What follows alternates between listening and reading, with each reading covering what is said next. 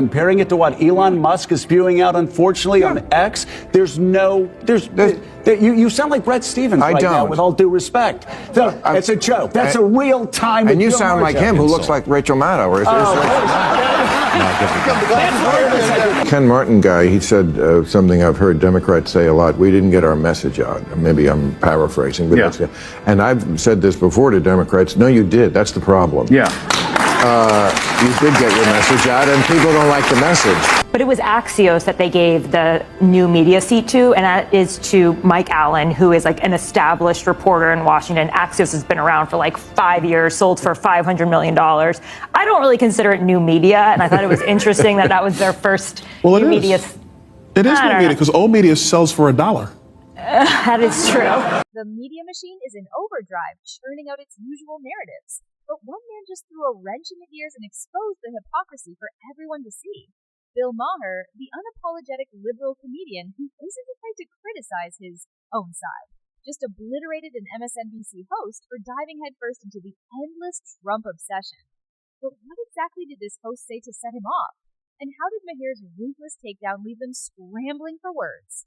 I've got all the details. So, buckle up.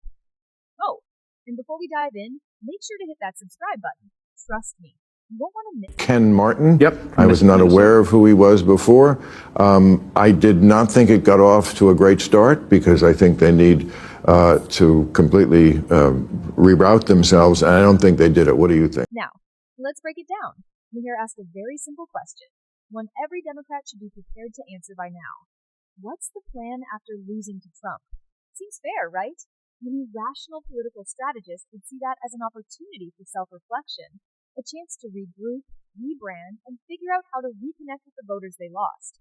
But then came Chris Hayes' response. And that's where things took a turn.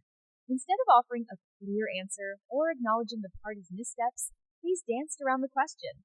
It quickly became clear that, in his view, voters don't really get to decide what they want. No, according to... I think there's sort of two different imperatives that are in a little bit of tension with each other.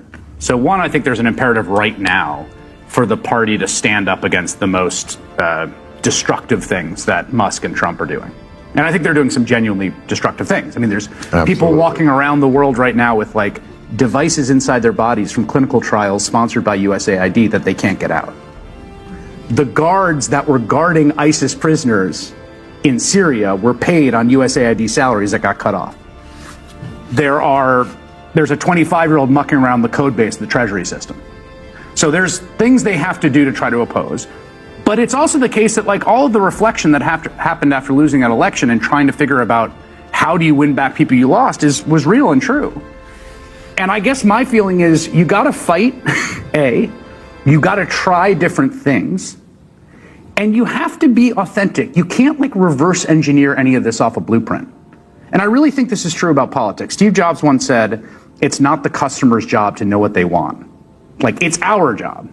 And you couldn't have reverse engineered Barack Obama off of George W. Bush. And you couldn't have reverse engineered Donald Trump off of Barack Obama. What happens in the end of an election is everyone sifts through the data and they come up with their perfect, their plan based on, well, this worked and with this group and we got attack here and there. And what politics about is a certain point is like innovation and communication. You got to come up with... The Democratic elites, rather than the people, seem to believe they alone have the authority to decide what's best for voters. Let that sink in. Bill Maher wasn't about to let that slide. With his trademark blend of sharp wit and brutals honesty, he cut straight through the nonsense. He called out exactly what so many Americans, including lifelong Democrats, have been feeling for years: the glaring disconnect between party leadership and the actual will of the people. It's one thing to believe in your policies. It's another to act as if voters are too ignorant to make decisions for themselves. That kind of arrogance is exactly what drives people away. Maher called it what it is: elitism wrapped in self-righteousness. Chris Hayes wasn't ready for that level of pushback. He was left flustered, fumbling to defend his position, but the damage was already done. Maher exposed an uncomfortable truth that much of the media tends to avoid. When you stop listening to the people, they stop listening to you. This is why the Democratic Party has been steadily losing working-class support for years. And unless they wake up, it's only going to get worse. Instead of confronting these difficult realities, figures like Hayes often double down, dismissing voters as if they simply don't know what's good for them. That mindset is dangerous, and Maher made sure to drive the point home. This moment wasn't just another political debate. It was a reality check. The more the media and political elites treat voters as passive spectators rather than active participants, the more they alienate the very people they claim to represent. Maher didn't just challenge Hayes. He exposed a mindset that's been rotting the foundation of political discourse. If Democrats keep ignoring these warnings, they may be in for another brutal wake-up call in the next election. And Maher's final blow? Just one brutal sentence. No lengthy argument, no drawn-out rebuttal. Just a cold, hard dose of reality that left no room for spin.